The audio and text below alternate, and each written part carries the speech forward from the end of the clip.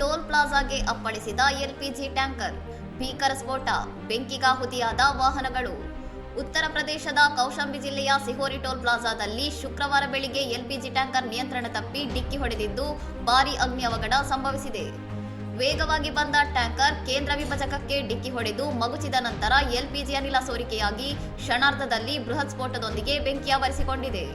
ಘಟನೆಯಲ್ಲಿ 5 ಸಿಬ್ಬಂದಿ ಗಂಭೀರವಾಗಿ ಗಾಯಗೊಂಡಿದ್ದು ಅವರನ್ನು ಹೆಚ್ಚಿನ ಚಿಕಿತ್ಸೆಗಾಗಿ ಪ್ರಯಾಗ್ರಾಜ್ ಆಸ್ಪತ್ರೆಗೆ ದಾಖಲಿಸಲಾಗಿದೆ. ಅದೃಷ್ಟವಶಾತ್ ಟ್ಯಾಂಕರ್ ಚಾಲಕ ಮತ್ತು ಕಂಡಕ್ಟರ್ ಪ್ರಾಣಾಪಾಯದಿಂದ ಪಾರಾಗಿದ್ದಾರೆ. ಬೆಂಕಿಯ ತೀವ್ರತೆ ಎಷ್ಟು ಹೆಚ್ಚಿತ್ತೆಂದರೆ ಟೋಲ್ ಪ್ಲಾಜಾದಲ್ಲಿದ್ದ 16 ಮೋಟಾರ್ ಸೈಕಲ್ಗಳು ಮತ್ತು 2 ಕಾರುಗಳು ಸಂಪೂರ್ಣ ಸುಟ್ಟು ಕರಕಲಾಗಿವೆ. ಅಗ್ನಿಶಾಮಕ ದಳದವರು ಸ್ಥಳಕ್ಕೆ ಧಾವಿಸಿ ಹರಸಾಹಸ ಪಟ್ಟು ಬೆಂಕಿಯನ್ನು ನಂದಿಸಿದ್ದಾರೆ. ಅಪಘಾತದ ದೃಶ್ಯವು ಸುಮಾರು 2 ಕಿಲೋಮೀಟರ್ ದೂರದಿಂದಲೂ ಗೋಚರಿಸುತ್ತಿತ್ತು. ಇದರಿಂದಾಗಿ ಹೆದ್ದಾರಿಯಲ್ಲಿ ವಾಹನ ಸಂಚಾರ ಸ್ಥಗಿತಗೊಂಡು ಪ್ರಯಾಣಿಕರಲ್ಲಿ ಆತಂಕ ಮತ್ತು ಭೀತಿ ಮನೆ ಮಾಡಿತ್ತು. ಪೊಲೀಸ್ ವರಿಷ್ಠಾಧಿಕಾರಿ ಸತ್ಯನಾರಾಯಣ್ ಪ್ರಜಾವತ್ ಅವರು ಸ್ಥಳಕ್ಕೆ ಭೇಟಿ ನೀಡಿ ಪರಿಶೀಲನೆ ನಡೆಸಿದ್ದಾರೆ. ಘಟನೆಗೆ ನಿಖರ ಕಾರಣವೇನು ಎಂಬುದರ ಬಗ್ಗೆ ಜಿಲ್ಲಾ ಸರಬರಾಜು ಅಧಿಕಾರಿ ಮತ್ತು ತಾಂತ್ರಿಕ ತಂಡ ತನಿಖೆ ಕೈಗೊಂಡಿದೆ. ಇನ್ನಷ್ಟು ಸುದ್ದಿಗಳಿಗಾಗಿ ನೋಡ್ತಾ ಇರಿ ಸೌರಂ ಟಿವಿ.